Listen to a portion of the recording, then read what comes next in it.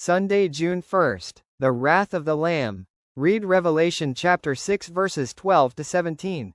Consider the details of these people's response to seeing last-day events suddenly play out. What do you notice about their response? It is interesting to note that the lost are not crying out, "What is this?" or "Who is behind this?" They appear to know what is happening. They refer to Jesus as the Lamb, which would require knowing something of the story of Christ. They also seem aware that the great day of his wrath has come, and that they are caught in a hopeless position. Who is able to stand? Reverend 617, NKJV. Prior to the end, the gospel is carried to every nation on earth. Matt. 24:14, and the three angels' messages are delivered to the entire planet.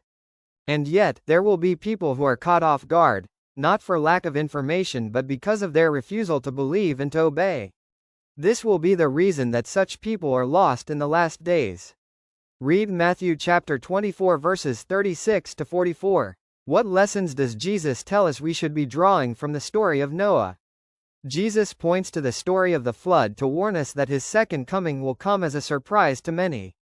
As with the second coming, the flood did not come as a surprise to the world because of a lack of information. Noah preached for 120 years to a world that refused to believe. All were told what was going to happen. They just didn't believe. Meanwhile, many people assure themselves that the passage of long periods of time means that the prophecies are false. Using the flood story as context, Peter writes that scoffers will come in the last days, walking according to their own lusts, and saying, "Where is the promise of his coming? For since the fathers fell asleep, all things continue as they were from the beginning of creation." 2 Pet. 3-3, 4, NKJV. As each year passes, this sentiment will only grow. In each person's own experience, the second coming of Jesus, or in some cases, the third coming, is never more than a moment after death, and we all know how quickly life goes by. How might this perspective help us deal with the delay? They will call on the rocks and mountains to fall on them and hide them from the face of him that sitteth on the throne and from the wrath of the Lamb. The wrath of the Lamb, one who ever showed himself full of tenderness, patience, and long-suffering, who, having given himself up as the sacrificial offering, was led as a lamb to the slaughter, to save sinners from the doom now falling upon them because they would not allow him to take away their guilt. The judgment will be conducted in accordance with the rules God has laid down. By the law which men are now called upon to obey, but which many refuse to accept, all will be judged. As by it character is tested, every man will find his proper place in one of two classes. He will either be holy to the Lord through obedience to his law, or be stained with sin through transgression.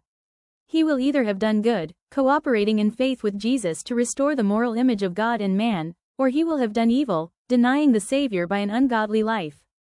Christ will separate them from one another, as a shepherd divides the sheep from the goats. He will place the sheep on his right hand, and the goats on his left. Then men and women will see that their course of action has decided their destiny. They will be rewarded or punished according as they have obeyed or violated the law of God. A message for today, Advent Review and Sabbath Herald, June 18, 1901, par. 13-14. The sins that called for vengeance upon the antediluvian world exist today. The fear of God is banished from the hearts of men, and his law is treated with indifference and contempt. The intense worldliness of that generation is equaled by that of the generation now living. Said Christ, as in the days that were before the flood they were eating and drinking, marrying and giving in marriage, until the day that Noah entered into the ark, and knew not until the flood came, and took them all away, so shall also the coming of the Son of Man be. Matthew chapter 24 verses 38-39. God did not condemn the antediluvians for eating and drinking. He had given them the fruits of the earth in great abundance to supply their physical wants. Their sin consisted in taking these gifts without gratitude to the giver, and debasing themselves by indulging appetite without restraint. Patriarchs and Prophets, page 101.